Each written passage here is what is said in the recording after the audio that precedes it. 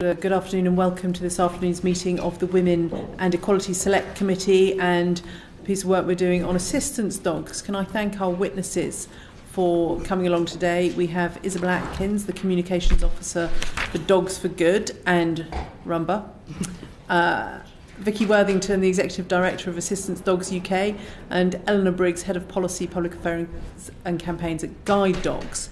Just for the ease of people watching both in the gallery and online, from left to right, the members of the committee present today are Elliot Colburn, Jackie Doyle-Price, me in the chair, Caroline Noakes, and Carolyn Harris over on the far side of the room. Committee members will ask you questions in turn. If at any point any of you wish to come in on a question that hasn't been specifically addressed to you, please do feel free to indicate. Can I just check whether you're all comfortable with the committee using your first names? Or thank you. I have nods all round, and we will start with questions from me around training and the support that's given. So look, I just wondered, and I'm directing this to Vicky and Eleanor second, how many people in the UK are using assistance dogs, and how many of those have been trained by an accredited organisation? So when we last counted, which is 2023, we had over 7,000 people that have been partnered with an assistance dogs. That's purely from our membership. So from our members, we've got 13 members who have been fully accredited. We also work with 6 organisations who are working towards accreditation. Outside of that, we haven't got any figures on how many assistance dogs have been trained by individuals. We know roughly there's 20 to 30 other charities that specifically train assistance dogs that aren't accredited, and sort of 4 or 5 commercial ones. We're seeing more commercial organisations start up. So there's just no accurate figures for a total, but that's roughly from our membership. And Eleanor? Great, thank you very much. And I just want to start by saying we're really grateful that you are actually having this session today and putting the spotlight on assistant dogs, because it is such an important topic and they do make such a difference for disabled people. So it is brilliant that we're discussing this. In terms of numbers, prior to the COVID-19 pandemic, Guide Dogs had nearly 5,000 partnerships. But like a lot of assistance dog charities and other charities, you know, COVID caused lots of problems. For us, it meant that we had to suspend our breeding programme. We couldn't do training for a while, and also crucially in terms of socialisation for our puppies.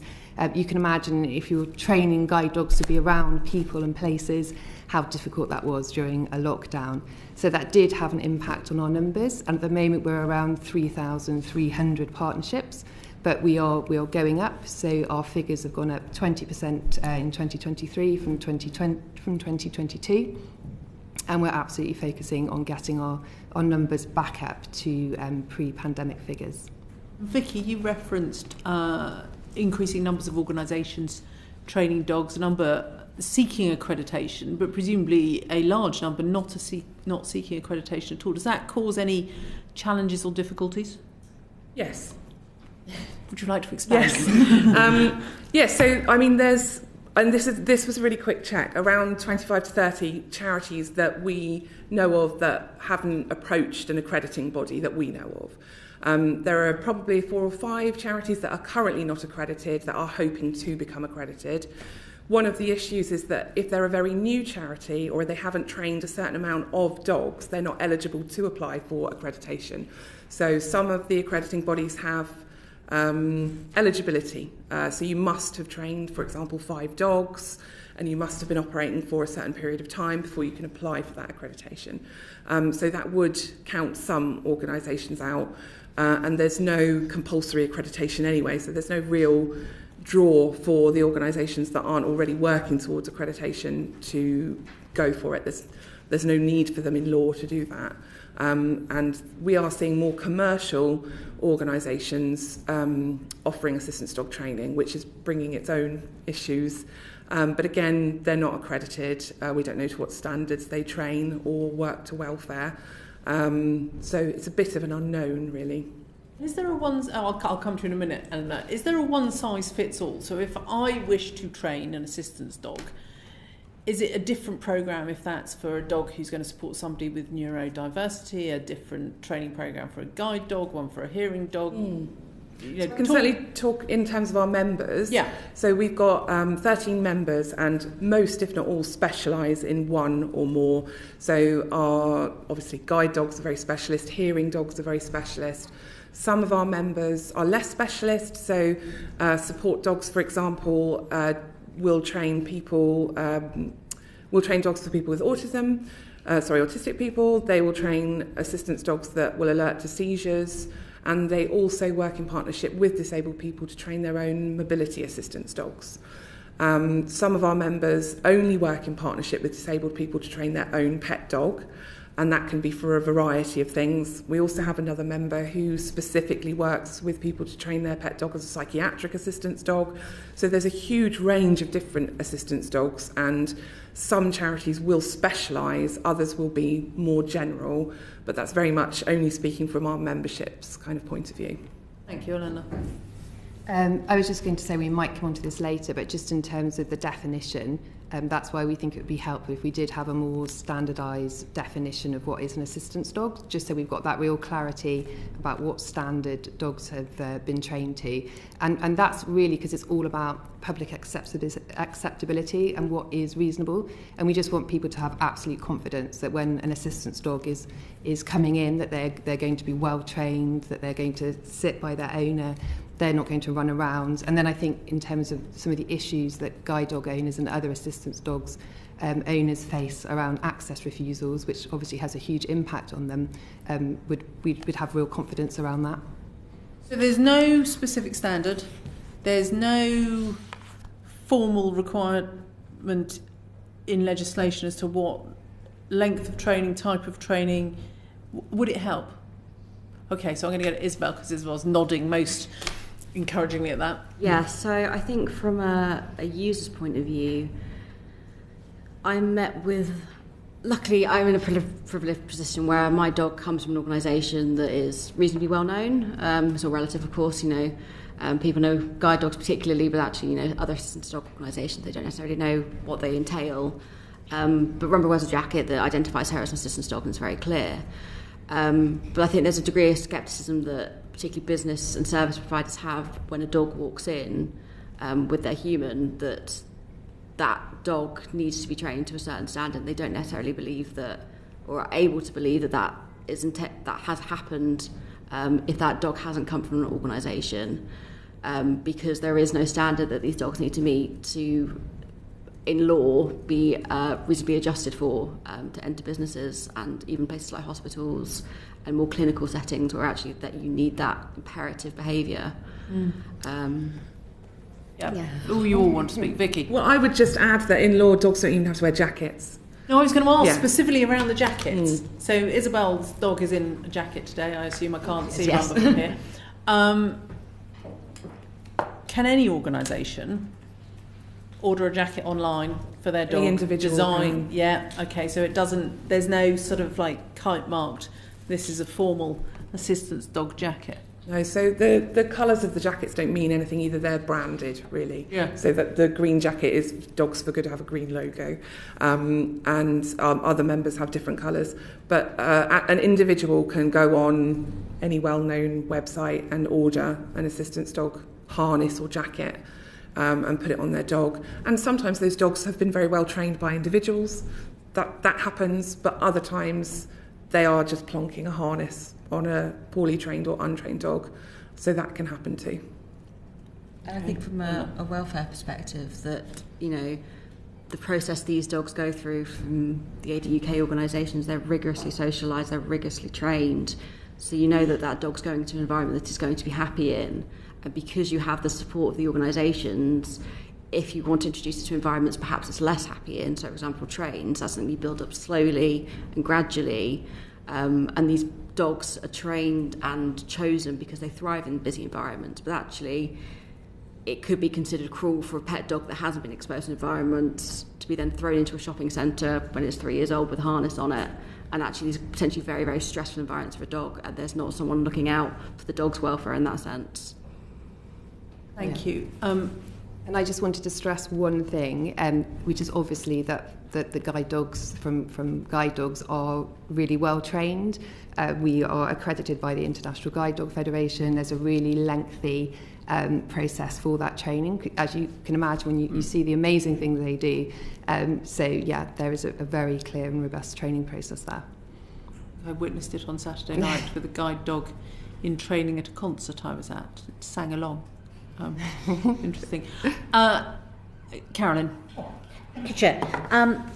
I'd like to talk a bit about access and access refusals. I mean, I find it incredible that anyone who's got an assistance dog would be denied access to any kind of venue or transportation. But Open Doors campaign found that 3 in 4 guide dog owners had been turned away from a taxi, a business or service.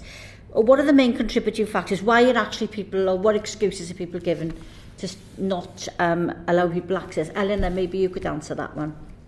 Yeah, I mean, often we find that people actually don't really give a reason, but I think a lot of the time it is around ignorance and not understanding the law, or maybe not actually understanding what an assistance dog is and why it's different.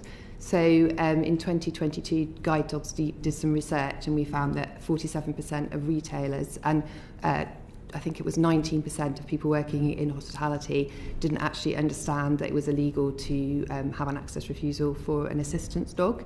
So if people don't really understand the law and that this is a different kind of dog, then you can see sometimes why access refusals occur. But obviously, that is incredibly upsetting for assistance dog owners, and the impact is, just in terms of confidence, how they feel about going out, that type of thing. Or imagine if you think you're going to get in a taxi and then you're going to miss your train, and just the sense of it. We've spoken to guide dog owners who just talked about, feeling sick when they're calling for a taxi because they just actually don't know what the experience is going to be like. And because of that, we're really asking for better education, and we're doing lots of work with retailers, but specifically in terms of taxis and private hire vehicles, where actually, although that is the instance where there is an explicit mention in the Equality Act, it is an explicit criminal offence to refuse access to an assistance dog owner, we actually still find really high levels of access refusal. So we are asking for disability equality training to be introduced as part of the licensing process for taxi drivers and private hire vehicles, because we think just getting that education and that understanding could make a real difference. And actually in Northern Ireland, they do have that training. And we have seen that they've got much lower levels of access refusals. It's really, really rare. I mean, what do I know? But I would suggest it needs to be a part of the licence requirement, that they have an understanding of the rules and regulations around it. I understand, though, if you are a taxi driver who has, for medical reasons, cannot be near a dog, you can get an exemption certificate. Is that something you regularly see people saying, I can't take the dog because I am exempt? Yeah, well, my very diligent colleague looked this up for me, and I think there's actually about 92 proper exemption certificates which are with licensing authorities. So that is, if you have a genuine allergy. That's the country. Yeah, you can get an exemption certificate, but that's actually a small number of people that have got those exemption certificates. So and obviously we would understand if you have a genuine allergy, and then we would look for a reasonable adjustment to be that you'd find another driver or something to make sure that assistance dog owner can get where they need to go. But it's only going to be in a small number of instances. And if you had an allergy and you were in a restaurant or something like that, then that wouldn't be a reason to not let somebody in. There would be a way of accommodating that. Is there a process whereby if someone is denied travel in the car or access to a restaurant, or is it a process whereby they can go to some organisation body, and then that body would take the complaint on and deal with the company which has been part of the refusal, or is it all just left to go away into the ether? So Guide Dogs does have an amazing, I can say, access refusal team who do work really hard on this. And I think last year we had about 500 access refusal reported to us. So we have an empowerment model. We work with guide dog owners so that they can, if they feel comfortable, take forward their own action around it, write to companies or whatever it might be. If it was for a taxi or private hire vehicle, you'd want to be going to your local authority and reporting it there. And we will support people with taking action, and we will write ourselves as an organisation as well when necessary. Can I just interrupt? Is 500 up or down? 500, is it an increase? Yeah. I think it's around the same as the year before, but I'd have to check. We can come back to you with figures. So, look, part of our interest in this was provoked by me being approached by a constituent who had their assistance dog refused access. I think it was specifically to a taxi. And I think what would be really interesting would be to get the sort of the picture of whether this is getting better or worse, whether people's awareness of assistance dogs is going up or down, how understanding, helpful, constructive businesses, local authorities are being. And one thing that I would really stress is those are people that have contacted guide dogs about it. So, I mean, I think I've actually got people on my team who have access refusals and occasionally haven't reported them. So that is definitely going to be a real underreporting of what the number is. Okay, thank you. Isabelle, did you want to say something on that? I think there's very overt cases of access refusal of no, you can't come in, no, we're not going to serve you, you have to leave the premises. There's almost the more insidious, subtle access refusals. For example, I went to a theatre once and I was told, despite the website saying I could take the dog into the auditorium with me, I was told that she would have to go into the office behind the box office. And despite me showing this door person their own website that says, it's your choice whether your dog stays with you or not, but we can accommodate them if you would like them to be elsewhere, this person was absolutely adamant that Rumpet was not coming in with me. I did have to speak to a manager and they apologised and they let her in, but there's cases like that actually that's not an access refusal, but it would have been in the first instance. And also with private hire vehicles, for example, being charged extra to carry a pet dog, or in a hotel incurring a pet charge even though it isn't a pet, where they shouldn't be. Thank you. Sorry. My question was, have you actually experienced this? But obviously you have. So does it change, is your mindset when you're actually preparing to go out, when you're going somewhere, are you sort of pre-anticipating, you planning for the arguments before you even left? I mean, your mental health, that's going to actually give it a huge shock. So I mean, how do you deal with that, having to pre-prepare? It's very stressful. I come prepared. Every AD UK partnership has an ID, which explains the laws and regulations, which is really helpful. And they now have a digital ID as well, that people can scan to gain more information about their rights and the customer's rights. But you're constantly prepared for a bit of a fight, which is really frustrating because you don't want to be hostile. You want to be able to engage with people and explain. But actually, it's really frustrating if you've had, security guards looking at you very kind of accusatory. You're just kind of constantly on edge, and you're just banking on the worst, which you don't want to think of the worst of people, but actually, it really wears you down. And it's very sad that you get home and you go, actually, no, I had a good day. No one questioned it, but that shouldn't be the norm.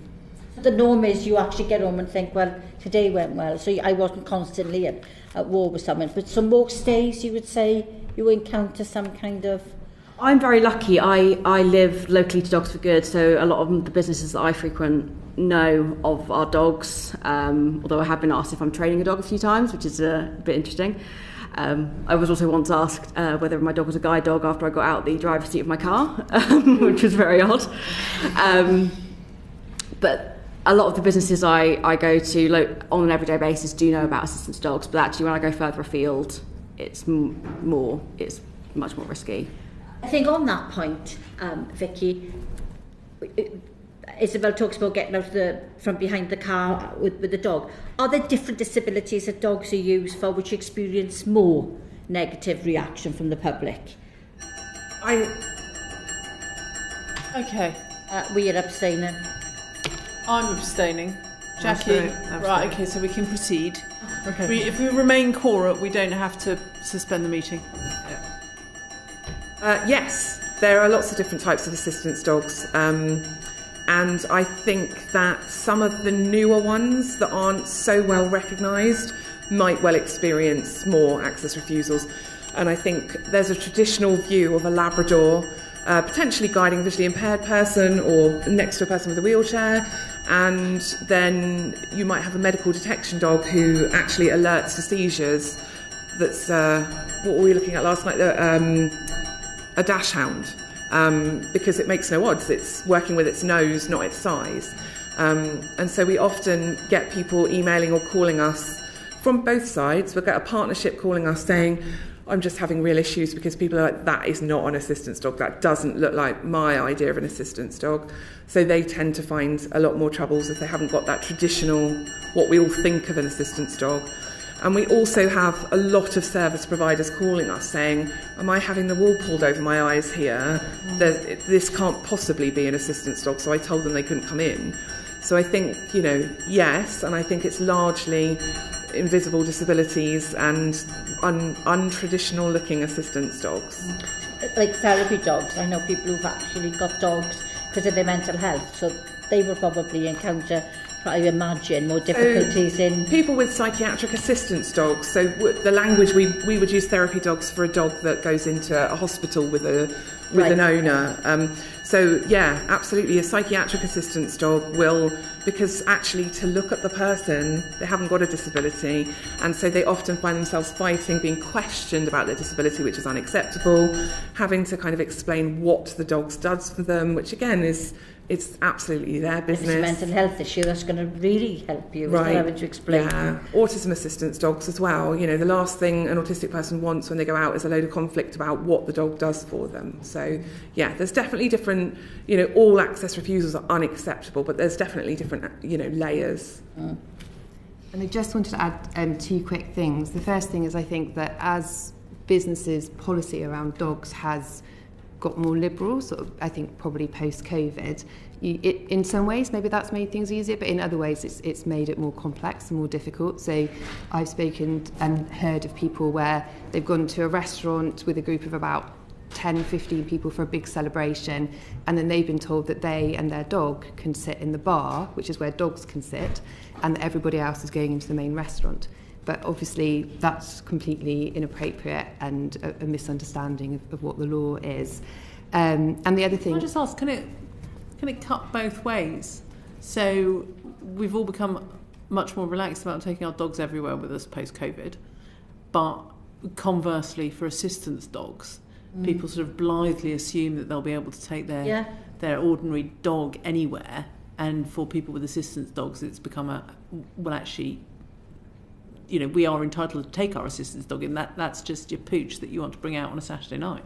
Yeah, and I think that just comes back to that point I was making earlier around the importance of the definition and having real clarity on that, so that we can be really clear that actually these are really highly trained dogs and that they perform a task to assist a disabled person, and that's why they're coming into the restaurant and they are going to sit down and be really well behaved and they're working, which is obviously completely different than going in there with your pet dog. And the other thing I just wanted to come back to was just the issue of reporting. So obviously we have our fantastic access team and we do record cases that come to us, but that isn't sufficient. And we have been asking for the government both to publish the data that local authorities and licensing teams will have around taxi and private hire vehicles, but also look at how they can monitor and publish data around wider access refusals as well, because it is really important that we can monitor that, and obviously guide dogs can only do so much. Can I just ask briefly about good practice? There must be some companies, organisations whose policy are exemplars that we should all be following. And would you want to name check some of the good ones and name check some of the bad ones? I think we probably wouldn't want to name check anyone, and I think that's because there are some really big organisations who we are working with who are doing really good things, like training that they're doing with us for security guards and things like that, policies they're developing with us, which is really positive. But you'll always find that there'll be maybe a couple of branches which are doing an amazing job, and then another branch in a different part of the country where someone might have a really negative experience. But we would say that, we are working with retailers and others to improve policies. And sometimes we do get a good response. So we had an access refusal recently. We informed that company that had happened, and they were really apologetic, and they emailed out to all of their staff to remind them that assistance dogs have rights, and an access refusal is against the law. So, We are working with people to improve things, but obviously much more needs to be done, as you can see from the level of access refusals that people are experiencing. Isabelle, as a service user, is one sector worse than the other, or is one organisation worse than another, or better? I think I'm going to echo what Eleanor said, that actually, you can't bank on just because of being a chain, for example, a restaurant adhering to the rules any more than an independent place. I've had good experiences in branches of certain hotels, and then in other branches not so good experiences. I don't think there's any one sector that you can tar with a brush as being uniformly across the board negative. But it is very much a case-by-case basis, and it's an individual-by-individual basis. It depends who you've got in reception, it depends who you've got behind the till, whether they have had the training and have the knowledge, be equipped with the knowledge and empowered to know what an assistance dog is and what that dog is doing for their disabled person. So... I would just add to that, if I may, that we all know good policy doesn't actually mean good practice. And what we find a lot of the time, because we do quite a lot of policy work with larger organisations to try and bring their policy in line to at least good practice, or at least in line with the law. And even where we find that some of those organisations are really, really trying, without the education and the training behind it for their staff, you are going to get inconsistent behaviour a lot of the time, and that can be really problematic. And once you've called the manager, it's sorted out because the manager knows, but actually the staff on the ground, that work's not trickling down. Thank you, Chair. Thank you, Chair. Isabelle, could I ask you, how straightforward is it to report a refusal of service? It basically doesn't exist outside private taxis and private hire vehicles. So we don't have a team, and as far as I'm aware, no other UK organisation has a team for access refusals. As a client, I'm empowered by Dogs Are Good to engage with my instructor, who may take that on. But there is no reporting mechanism as it stands at the moment beyond taxis and private hire vehicles. And even then, you need licence numbers, and if it's a car that's refusing you access and then speeds away, you don't necessarily have that information. There is no central kind of register of access refusals, and as a client, I don't feel empowered to challenge it beyond going to each individual organisation and being like, well, this hotel of your company refused me access, and even then it's a case-by-case basis. There's no kind of uniform repercussions for these refusals. So we are talking about substantial underreporting then. Absolutely. And I was just struck by what you were just saying, Eleanor, that actually people will only generally complain if they think their complaint will be redressed. So people won't bother if they think nothing will change. And I guess my question is that really sitting behind the underreporting?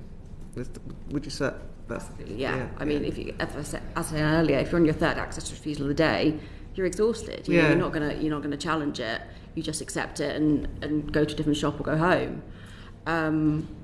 So I think it's a huge issue that definitely is not addressed. And as an assistance dog user, I don't feel empowered to deal with that on an individual basis because it's exhausting. Yeah. And I deal with enough aggression and enough issues on my day-to-day life without having to challenge everyone that refuses my access as well on top of that. Yeah, you don't need that cluttering up your brain, basically. So what do we do about it, Vicky? So everything that I have looked at always comes back to having a clear definition would be helpful of assistance dogs, because it's very difficult when there isn't a clear definition of what a highly trained assistance dog is to then push forward by saying that you've been discriminated against because this is my dog. But that's real kind of top level kind of stuff that we would like to see. And I think there's something in there as well about if service providers are more confident that the dogs that they are seeing as assistance dogs have been trained to a standard, I feel like they might have more confidence and there would be less access refusals. I don't think that that's going to sort the whole of the problem out, because it's, you know, bigger than that. But that for Assistance Dogs UK is certainly something that we keep coming back to. Okay. Yeah, and I think, you know, it is important to say that there are cases. So I remember guide dogs were going to party conference, and one of the guide dog owners that was coming on the stand had an access refusal on the way. And then it was with it was a taxi or private hire vehicle, and they went to their licensing authority, and there was a criminal case around that. And, you know, there is a fine of up to £1,000. A driver can have their licence revoked for a period of time. So there are steps that can happen, but we know that it's more complicated for people around when it's a civil breach. And so really we are sort of interested in working with the government around what we could do to strengthen the law. So there's various options that we're looking at, but whether we could potentially clarify the definition of reasonable adjustment so that it's actually really clear in the law that having an assistance dog is a reasonable adjustment, so that therefore there's, you know, less burden on people with assistance dogs to show every time that having their dog is a reasonable adjustment. And also, you know, Isabelle was just talking about how people feel and the burden of it. If we could actually make that process easier for people, so that I think that helps. You've got education, but then you've also got people successfully taking cases, so that people, you know, retailers and others realise there are some sort of teeth behind the law and that there are consequences as well. So anything we could do around that. And then we've also talked about local authority licensing and what we could do around that as well, and whether there's something around the issuing of licences, where we could have information around access refusals and responsibilities around disability equality around that as well.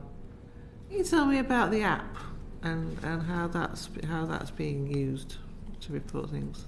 Yes, sure. So we have an access team that I've mentioned. I'm giving them lots of plugs this afternoon. And there is an app that guide dog owners can download. And on that you can register basically if an access refusal has occurred, and you will start getting support from the team on that. I think it's been downloaded about 2,200 times. And when I was looking at the data about how people had contacted our team around refusals, it was about, I think 38%, something around that, had been using the app. But it's not just restricted to the app. You can also email in, or you can call Guideline, our sort of telephone helpline as well. So there's other ways of contacting the team as well. Okay, so we're not entirely reliant on smartphones then? No. I mean, again, this is really a follow-on, Isabelle, from to an extent you've already answered this, but you know, as you said, you don't generally feel confident that when you report something, it would be appropriately actioned. I mean, you're here giving evidence to this committee. I think we've heard quite a lot of evidence in the fact that perhaps there's not sufficient understanding of the legal obligations, which is obviously something that we can take away. But is there any pitch you'd like to give to the committee about what you think we need to do to make sure that actually the rights you have in law are properly respected? I think it's a key education piece. I think a lot of the issues that people that use assistance dog face come from ignorance. They don't come from a place of malice. So whether that's people interfering with your dog when you're out and about, whether that's access refusals, it's all about encouraging people to learn what an assistance dog is. And again, it comes partly back to definition, but actually understanding, what that dog does and why it's with you 24/7, and the benefits that brings not only to the disabled person, but the person and the people around them and wider society. Because of Rumba, I'm going to be living independently. I have a job, and that's all enabled because of her. And I don't think people appreciate actually the day-to-day support that she provides is crucial, and in enabling that and for me to live the life that I want to lead. And these dogs are essential in getting people out, getting them into their communities, getting them, working, volunteering, participating outside of their homes. But actually, a lot of people think, oh, it's just you just want to bring a dog with you, and I think that's what's difficult about people that put an assistance dog jacket on their pet dog, is you don't actually appreciate the ins and outs of what this dog does and how it mitigates disability. And in a way, it's almost slightly appropriating the ramifications of my disability, and I think it's an education piece, very much so. You did say in your earlier remarks that outside of taxis and private hire, it's basically, not to put words into your mouth, but I got the impression it was a complete waste of time. Now, the interesting thing about taxi and private hire is that they are obviously licensed by a licensed authority, which is a local authority. So there's clearly an enforcement arm to actually make sure the law is applied.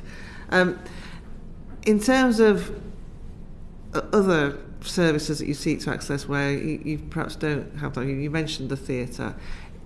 Is the issue here that we haven't got an appropriate regulator to be that stick? Absolutely. I think it is very much a carrot and stick issue. As Eleanor said, you need some teeth behind the law. But if you're reporting to a company that there's no kind of prerogative for them to enforce the law for themselves, especially when it could be seen as expensive or detrimental, and actually, there needs to be some sort of central enforcement body, because you can't ring the police and say I've been refused access to a shop, because you'll be waiting hours for them to arrive, and because it's not an emergency, and that just entirely defeats the point. So there does definitely need to be some sort of enforcement and some sort of kind of standard to uphold, an expectation on these, and ramifications if they don't. Which sort of sectors do you face most trouble? I would guess at retail. Retail, restaurants, particularly places that serve food, cafes. It's very you can't have a dog around food. Hotels as well. All of the basically, every public service provider. Thank you, that's very helpful. Can I just on a follow-up, does it ever cross anybody's mind to report this to the Equalities and Human Rights Commission? Would you ever dream of doing that? No, because you have to see it as a cumulative problem. One instance of access refusal is one instance of access refusal, and it's part of a bigger problem, but you're not going to address that one instance. It doesn't have the weight behind it to warrant going to somewhere like the EHRC. But cumulatively, it has a huge, huge impact on an assistance dog user's life. Yeah, so you're talking about it's the whole is greater than the sum of the parts, isn't it? Yeah. Can I just ask? Did you both want to come in on that? Well, so we have when an assistance dog user has an access refusal and comes to us, we tend to send them back to the organisation that trained the dog. But a lot of people that come to us actually have individually trained their dog, and we are a source of information. We will always advise them, offer the Equality and Human Rights Commission advisory line for them to go to. So we'll always signpost them to that. But we don't know how many of them follow it up. And sometimes we have had people coming back and saying, I don't think they really knew how to help. So, and in the same way, I've seen countless letters from partnerships who have written to their MP and had responses, and they didn't really know how to help either. So I think there's a lack of consistency around how, other than taking out huge debt to, privately try and address the situation, it can be very difficult. So we need to have a better understanding of the rights and how those rights can be empowered, the empowerment behind them. I think that's something we probably need to take away. I've got some other questions about access issues. Pavement parking. Vicky, I have to say the lobbying of MPs on pavement parking is probably one of the best examples of good, well-organised lobbying I've seen in my 14 years as Member of Parliament. So the floor is yours. Well, and I'm going to give the floor over to either one of my colleagues, because I know that you've been integral in working with that, and I know that you are a pavement parking warrior. So, Okay. Would you like to say that? Yeah. So, I mean, you're absolutely right. Pavement parking is such a huge issue, and I think it's a thing people talk to us about the most.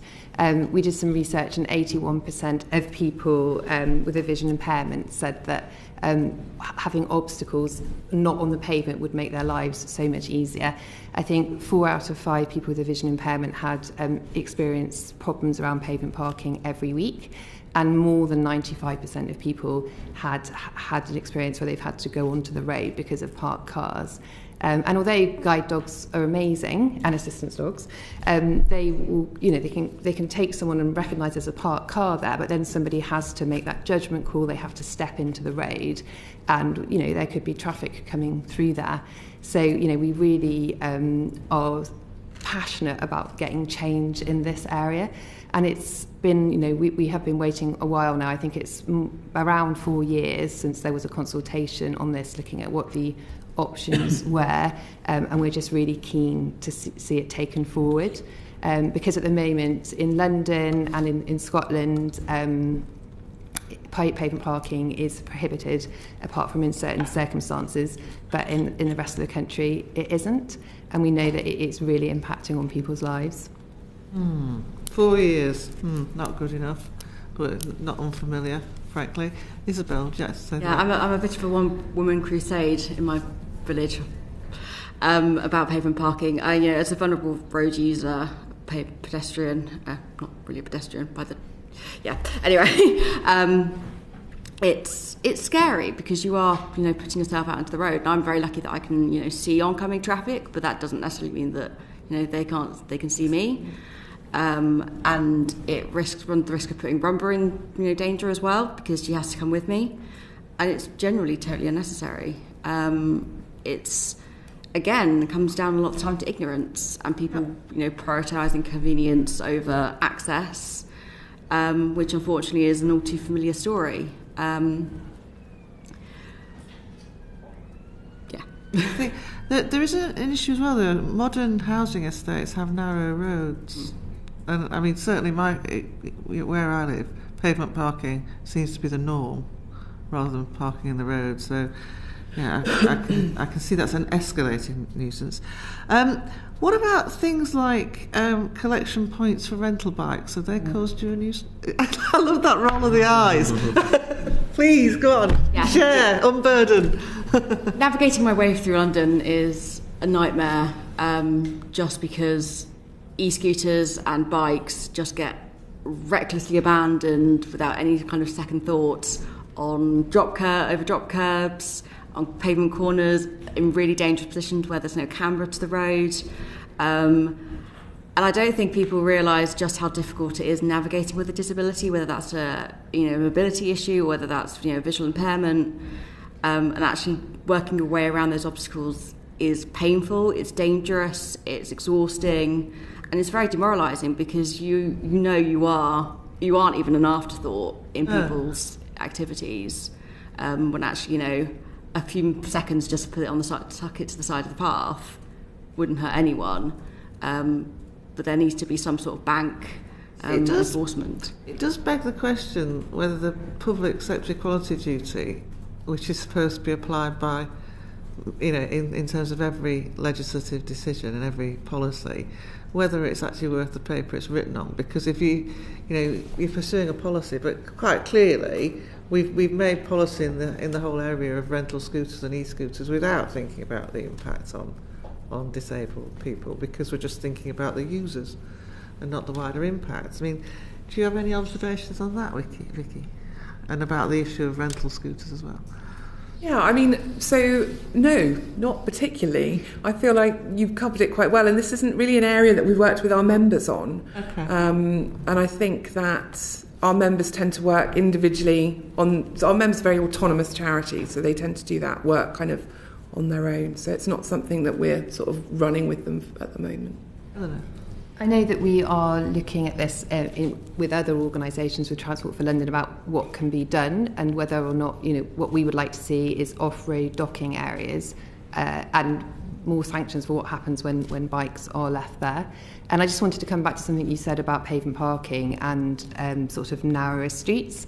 And actually, this is one of the areas which can be sometimes more contentious when you talk to people about it as a campaign, because they feel like there are occasions when they have to park on the pavement.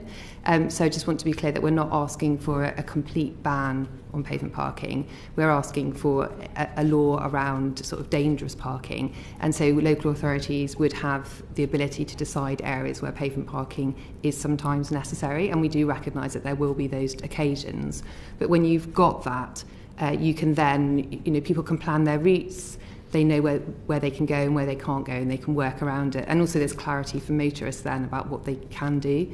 But I just want to be clear, it's not a complete ban we're asking for, because we get a lot of pushback around that. Yeah, I mean, it's more about street design, isn't it? But if you've got unregulated pavement parking, so it's not a straightforward ban that you're after. No. It's sensible parking which takes into account the needs of all street users. Yeah. Floating bus stops, this is another one. To what extent are they a concern? So floating bus stops are a real concern. In fact, guide dogs are doing some work at the moment with UCL looking at that. We're looking at bus stop islands and also bus stop borders as well. And it's sort of a similar thing, that sort of sense of fear people have talked to us about, that they're going to have to sort of step off and potentially be going into the path of a cycle. But when we've been working on this before, we haven't really had evidence. We know anecdotally that people find it very stressful. We've done focus groups recently and people have been talking about how they've been changing their routes and completely avoiding bus stops and things like that because it is so frightening. But what we're doing at the moment is this research with UCL, which we're going to be publishing in the, I'm going to say summer, autumn, which will have some sort of concrete evidence about what the impact is, which I think will hopefully really help us make the case for some changes and adjustments to make sure that safety is there for disabled people. It feels like we need to have something about street furniture and how transport facilities are designed to deal with this. My final set of questions is really about issues around accommodation. And again, Isabelle, you talked about hotels earlier, but I wonder, Eleanor, as well as hotel accommodation, have you come across instances where people want to take out rental properties have been discriminated against because of their assistance dogs? And similarly, if people have had to go into a care home and wish to be accompanied by their dog, have we any instances of those? So around accommodation, yes, we have. I have to say it's so difficult to prove, probably more difficult than with an access refusal where it's a clear out and out, often access refusal. But when you're trying to get rented accommodation, you can ring up, it can become apparent, or you can mention that you've got an assistance dog, and then suddenly that property is no longer available. And how can you prove whether or not that's because you've got an assistance dog or because we've got a very hot rental market at the moment and properties are flying off before you can even, have a chance? So I think it is a really tricky one because we know anecdotally it's happening, but we don't really have that concrete evidence. So it's something we're thinking about. And what about residential care homes or nursing homes? Yeah, that's an interesting one. I can take that back to the team and come back. Obviously you would be allowed to take your access dog with you, your assistance dog with you, but I'm not sure if there have been problems or not around that. Yeah, okay. That'd be interesting to see if there was any, because arguably a case could be suggested that you no longer need it because you're living in supported accommodation, but obviously the need is wider than that. And there's also lots of different types of supported accommodation. So obviously our dogs are active working dogs and they do need to go out and be exercised and all of that, and so that is important. But there could be a whole range of sheltered accommodation. Well, in our experiences, there are care providers, so it'd be interesting to get some feedback. Anything you want to share, Vicky, on? Yeah, so private rentals is a huge issue that we come across. We produce these quick guides, which are just what they sound like, and they help they're aimed at landlords to make sure that they understand that they can't discriminate because someone's got an assistance dog and that it's not a pet and that, you know, all of that. But we also have a huge amount of individuals phoning up to say, have you got anything that I can sort of take to the letting agency? And actually, Eleanor's quite right, proving something like that is hugely difficult. But actually, it's really, really bad within letting agencies and rather than just individual landlords. And we often will get landlords ringing us saying, I don't have to, right? Or saying, you know, we've just got no pets. I'm allergic, and you're not going to be living there with them. So we have it a lot, and it is a big problem. We have had a couple of people, and it is quite heartbreaking actually, wanting us to certify their pet dogs because they're moving into sheltered accommodation and they aren't allowed to take their pet dogs, so they're hoping to get them certified as an assistance dog, which is not something we do, so we can't help with. And they're heartbreaking stories because nobody should have to be parted from their pet dog anyway. But yeah, that's the type that we're getting at the moment. The problem is there is more demand than there is supply for rental properties. So, and like you say, so to prove that's discrimination is rather difficult. Sorry, Eleanor. And I just wanted to add one thing which I think is topical at the moment around the Renters Reform Bill. So we're just aware that, you know, obviously that could be positive in the sense they will sort of normalise dogs being in rental property, but we'll just be really keen to make sure that people recognise there's a difference, as we've been talking about all afternoon, between a pet dog and an assistance dog, and that, you know, you don't have the right to say no to an assistance dog. I think it's worth flagging that, you know, as I said, I'm moving out shortly, and I applied through council housing after being unable to find anything on the private market for a number of years. So finally, you know, been offered a place, and even then the housing association asked, oh, do you have any pets? I said, no, I have an assistance dog. And they're like, okay, we'll put that down as a dog then. You have to get approval for that. I was like, no, it's an assistance dog. It's required by law to allow access. And anecdotally, I know from a lot of my other dogs with clients, we've had issues with landlords refusing to put in spending areas, for example, because they don't want a dog, you know, being on their lawn. And again, it becomes very difficult, as Eleanor says, to prove that landlords are acting negatively towards clients because of an assistance dog, but generally, you know, landlords can be quite hostile towards people, disabled people anyway, because of the adaptations they need and the reasonable adjustments they need, including assistance dogs. Excellent. Thank you very much.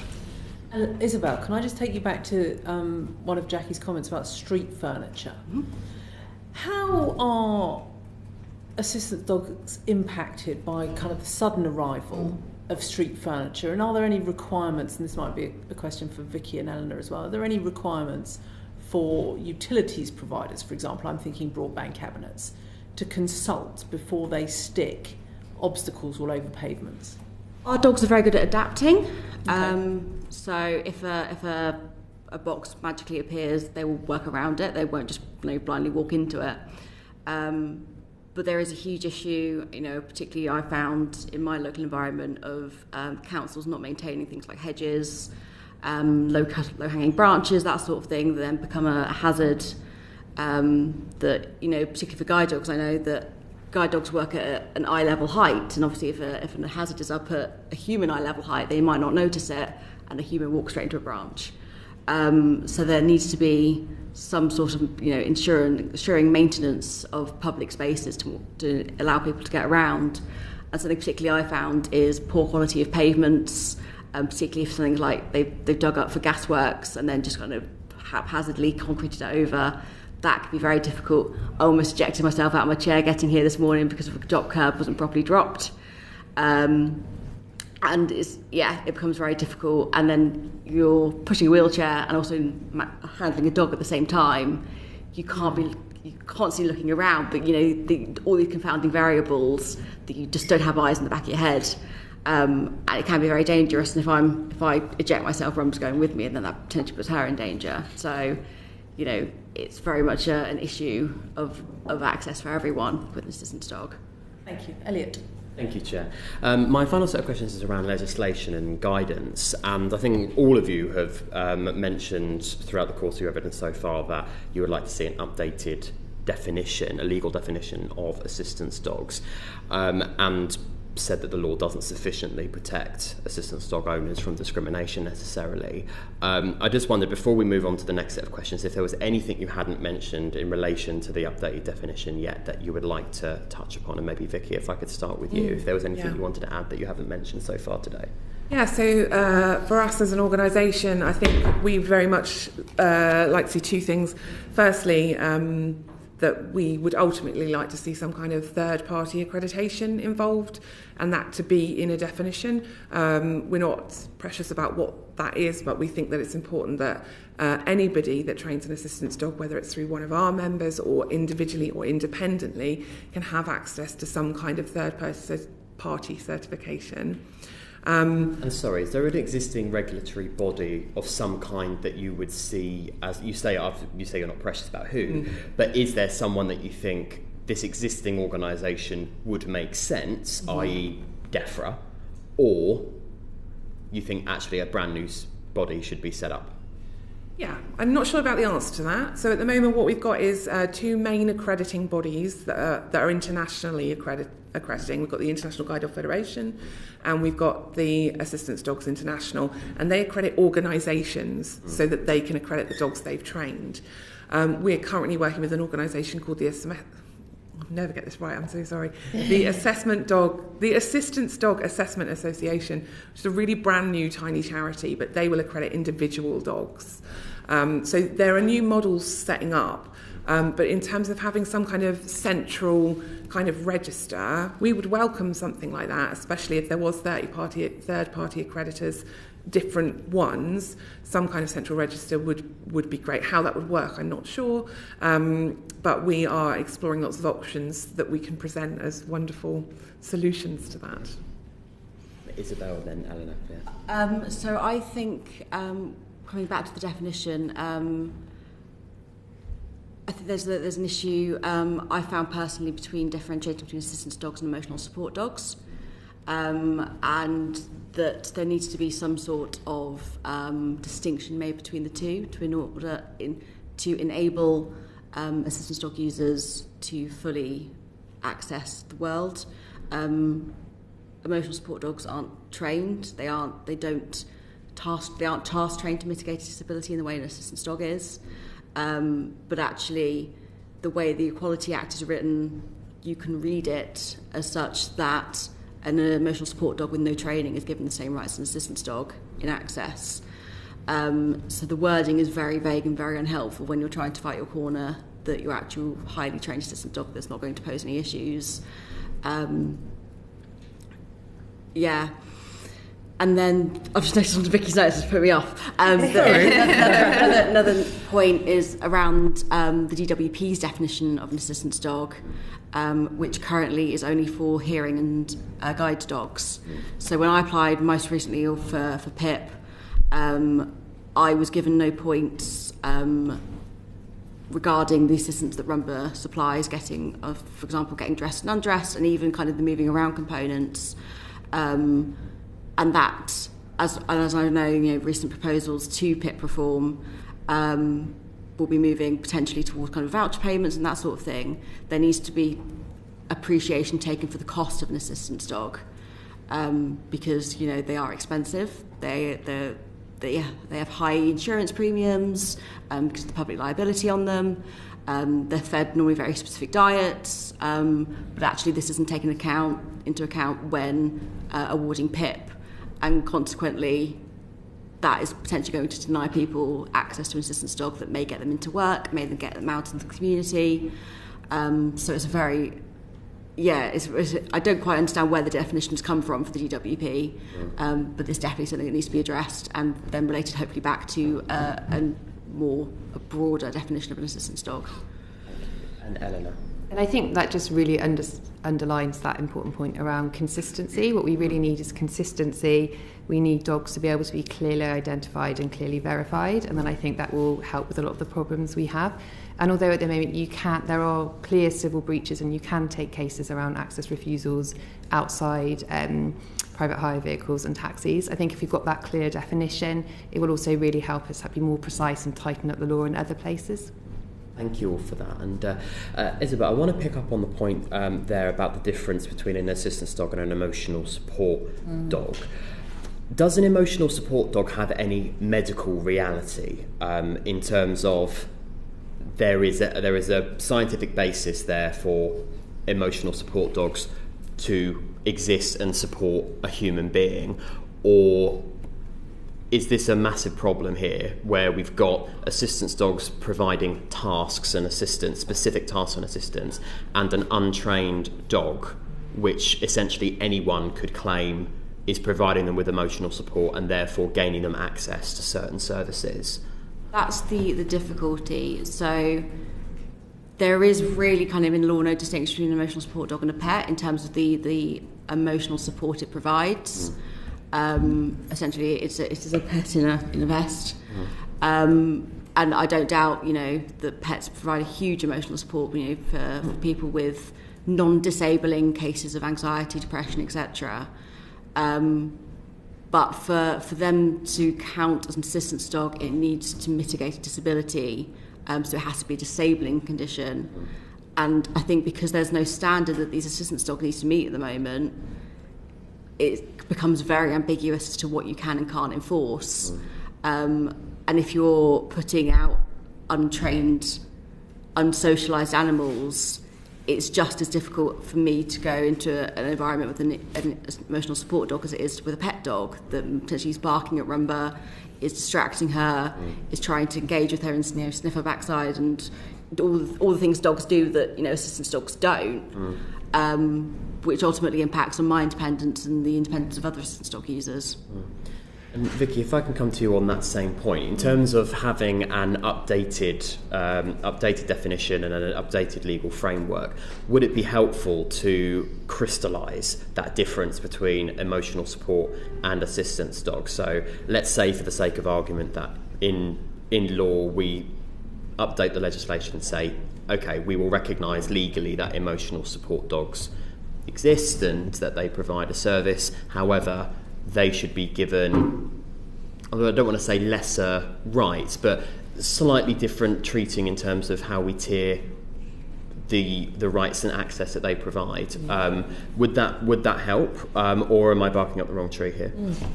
Very nice. Oh no, sorry, I didn't mean to. No, sorry, I honestly didn't mean to do that. No. I do apologise. I mean, we haven't really thought about a tiered kind of access. For us, it's all about training. We're not in the business of telling people whose disability is more worthy of an assistance dog or not. That's not for us to say. It's all about the training. Yeah. So actually, if somebody has a disability and they've trained their dog to mitigate that disability, whether that might, currently you might call it an emotional support dog. So, for example, 10 years ago, I'm going back probably too far, we maybe would have seen PTSD assistance dogs as emotional support dogs, but we recognise them now as assistance dogs because they've had that level of training. So again, it's not for us to say this condition is worthy and this isn't. It's purely about the training. And so, yes, it very much would be useful to have that distinction. I will say that the Equality and Human Rights Commission have recently updated their guidance, and it does explicitly say that emotional support dogs are not referenced in law, so haven't got that level of access. No one's debating that emotional support dogs, as we understand them, don't bring huge benefits to the people that rely on them. But I think that there needs to be a distinction so that people who rely on assistance dogs for their independence and mitigating against a disability don't have their rights restricted because of it. I'll come back to you, Isabelle, and then Eleanor, please. So I think it's also a reassurance for service providers that a dog that's coming into their environment is task trained and trained to a standard of behaviour. It's a reciprocal thing between a handler and a business, whereas an emotional support dog potentially hasn't gone through that socialisation or that training. And might pose a hazard in an environment that an assistance dog wouldn't. And I think, again, that definition, that standard of training needs to come in to actually ensure businesses that they are doing the right thing by making that reasonable adjustment and allowing assistance dogs into their premises. Makes sense, and that hopefully would deal with any potential abuse of the system where you could claim that any of your dogs could be an emotional support dog, I suppose. Eleanor, same question, if it's not already been covered. Yeah, I think Isabelle and Vicky have covered that pretty well. I guess it just comes back to that really important sense of like what is reasonable. It's a reasonable adjustment, and so it has to be reasonable, and so that then goes back to training, as Vicky and Isabelle have said. Brilliant, thank you. Eleanor, sticking with you on the subject of the Disability Action Plan from February, I think it was, February. Now, the action plan considers support for people with assistance dogs. I'd be interested to hear from all of you, but starting with you, Eleanor, what your take on that document is, whether it goes far enough, if you think it will deliver meaningful change, and what engagement, if any, you were able to have in the run-up to that being published. Yeah, so I think we really welcomed Tom Pursglove's and now Mim Davies' support for assistance dogs, and the fact that we had a specific mention in there in this working group being set up is really, we welcome that. I think what we need to do now is just make sure that anything that comes out of the working group, and I think the first meeting is sometime next month, just doesn't get caught up in any sort of change in government. So recommendations that come out of that group, we would like to see them sort of recognised and taken forward, because it would be a shame to have all the experts coming together and making recommendations about all the problems that we've been talking about today, which really are challenging for disabled people. So it's an opportunity, and we just want to make sure that the most is made of that. Indeed, well, we've all been on tenterhooks today, as you may well know. Vicky, same question around the disability action plan. I would really just echo what Eleanor said. I think our biggest concern is that whatever might happen soon might sort of derail that group when we haven't even really met once yet, and it's already a bit delayed. So we'd be very keen to see that kind of operate outside of whoever gets into the so that it isn't sort of put to one side. We'd be very keen for that, and really to have some assurances as to whether the actions that come out of it will actually be, what will happen. Will we see them come to fruition? So, and Isabelle, same question. Yeah, again echoing Eleanor and Vicky, but I think as a disabled person, I don't want it to be just another bit of tokenistic. Paper, white piece of paper. To actually have some tangible substance behind it, and training, one of the big things that has to come out of that. Training is one of the big things. Access refusals and some sort of reporting mechanism, and just a general kind of education piece, I think, on assistance dogs, and making sure that everyone knows what they are, what they do, and encouraging throughout government, throughout local government as well, to ensure that the people that they're providing services through know what a assistance dog is and what they do. Thank you all very much, and apologies again for the terrible unintended pun. Chair. It was quite bad. So the final points that you've just made, Isabelle, I can't quite believe that nobody has yet introduced some sort of app where you can quickly and easily just report access problems. If someone were to do that, who should do it? Should that be something that the EHRC is tasked with? I think there is an app, and I think it's called Twitter. Because there's no enforcement body, there's nobody to. You're yelling out into an abyss, essentially. Yep. You can report access refusals till the cows come home, but if no one's enforcing them, what is the point? I know, you drum up enough outrage on social media and you get an apology and maybe a voucher for your next stay at a hotel. Yeah, but that's actually, very obvious. The shame of social media is the most effective reporting tool. I'm just wondering, and the stats show that in the year to March 23, the EHRC had 47 complaints. Nothing, is it? Absolutely nothing. And I just wonder, if we were to have the definition, if there were then to be an easy reporting tool, you would begin to see the reports rack up, and therefore begin to see bodies like the EHRC forced to take action. That might be a useful suggestion we could make as a committee. The other thing I was going to say, so the DWP point that you made, I thought was fascinating, because actually that would be something useful this committee could suggest to the DWP, would it not? This is not a question, you can agree with me or not, I suppose, that there should be a recognition of more types of assistance dogs beyond your hearing dog or your guide dog. Because as you made the point, an assistance dog can enable you to get dressed in the morning and to do your daily commute and go to work. Yeah. So legally, a rumba is an auxiliary aid, but she's not an aid by the definition of the criteria for PIP. And I appreciate there's a lot of tumultuousness at the moment about that, and whatever my opinions are about that, whatever happens is there needs to be some sort of support for people that have assistance dogs, whether that's through an organisation or whether that is owner trained, to actually acknowledge that dog has a huge enabling social weight behind it.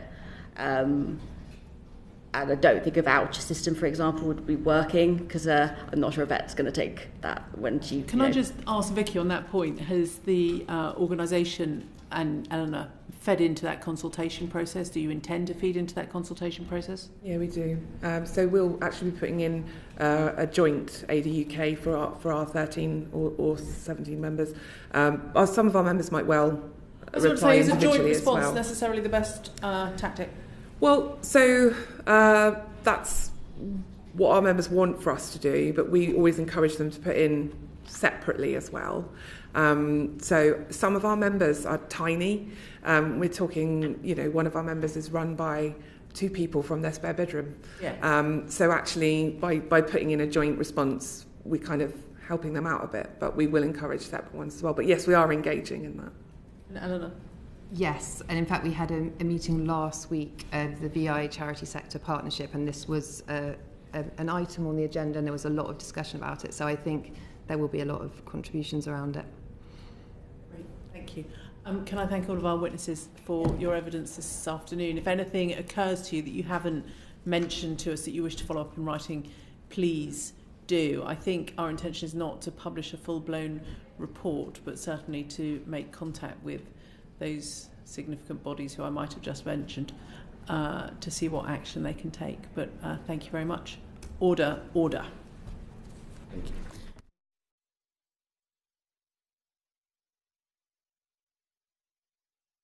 The proceeding has ended.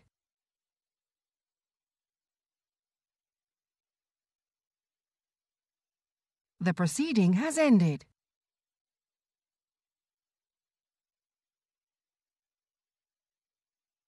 The proceeding has ended.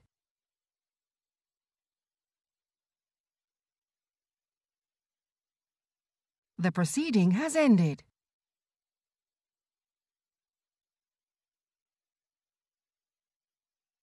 The proceeding has ended.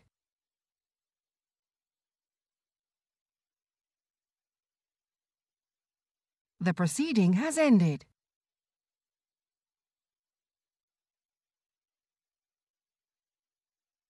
The proceeding has ended.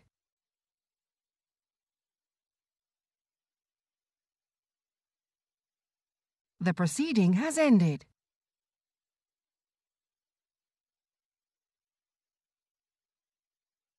The proceeding has ended. The proceeding has ended.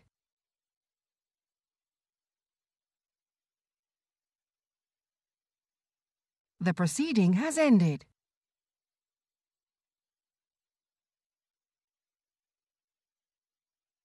The proceeding has ended.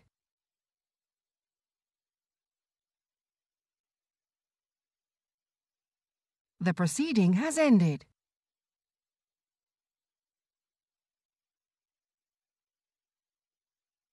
The proceeding has ended.